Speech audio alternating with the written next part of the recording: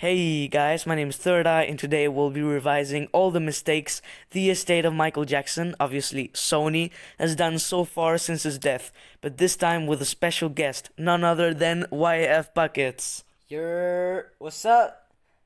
But before we go any further, make sure you're subscribed to my channel if you like my videos, and if you have any idea for a future video about music, comment it down below. You can also go check out my channel in the description. I upload music there, but you can also check out my SoundCloud if you want. There are better songs on there, so.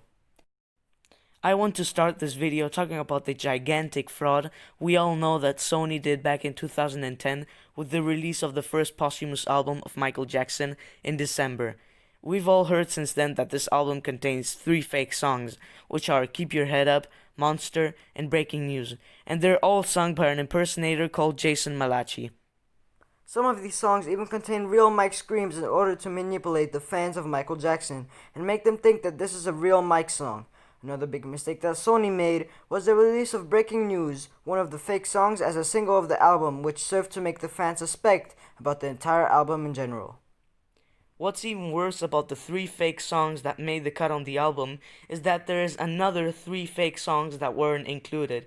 These other songs are called All I Need, Burn Tonight, and Water, which are also sung by Jason Malachi. It is really crazy to think that in the beginning there was gonna be 6 fake tracks, making the entire half of the album a complete fraud.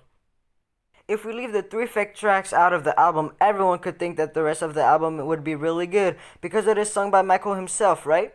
But let me answer that with a no.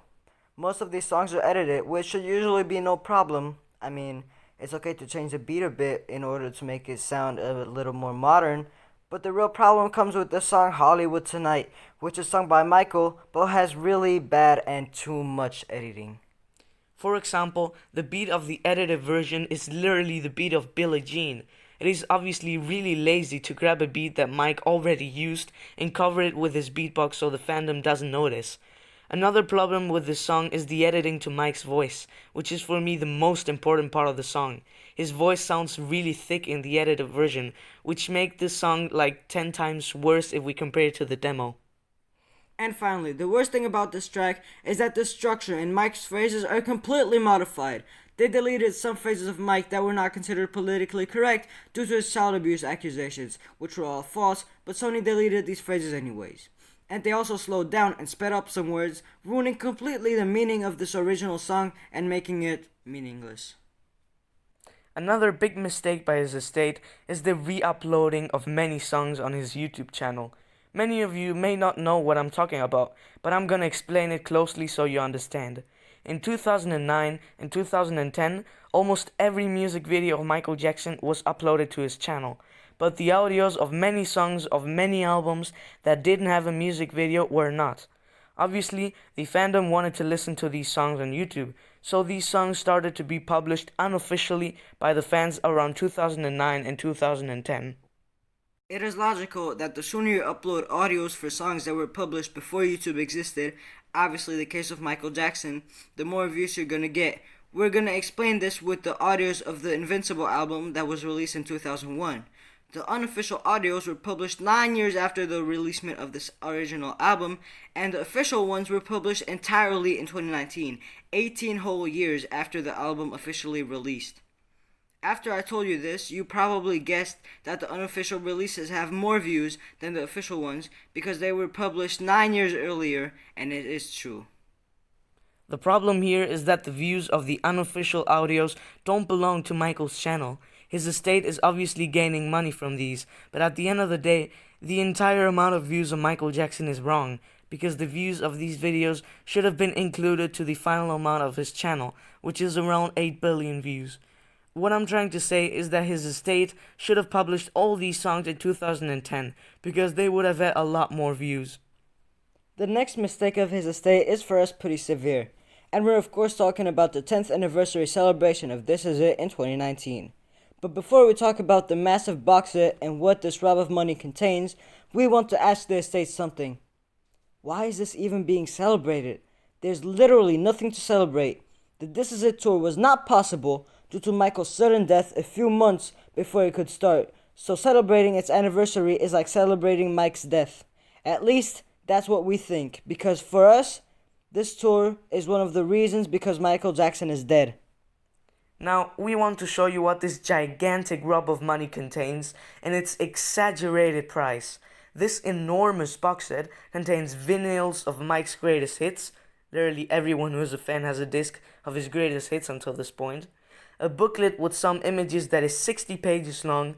A Blu-ray of the movie with only some parts in 3D. A copy of the tickets of the This Is It concerts, which is totally useless and not even original. It's just a copy.